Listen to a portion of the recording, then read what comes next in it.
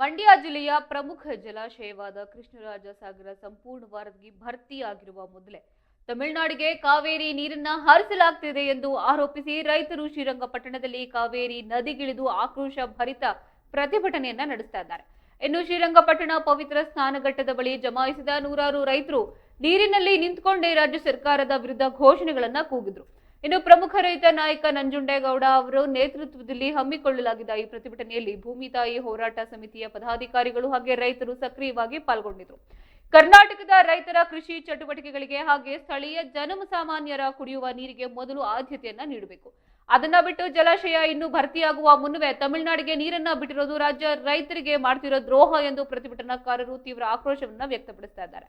ಇನ್ನು ತಕ್ಷಣವೇ ತಮಿಳುನಾಡಿಗೆ ನೀರನ್ನ ಹರಿಸೋದನ್ನ ನಿಲ್ಲಿಸಿದ್ರೆ ಮುಂದಿನ ದಿನಗಳಲ್ಲಿ ಹೋರಾಟವನ್ನ ಮತ್ತಷ್ಟು ಉಗ್ರಗೊಳಿಸುವುದಾಗಿ ಸರ್ಕಾರಕ್ಕೆ ಖಡಕ್ ಆಗಿ ಎಚ್ಚರಿಕೆಯನ್ನು ನೀಡಿದ್ದಾರೆ.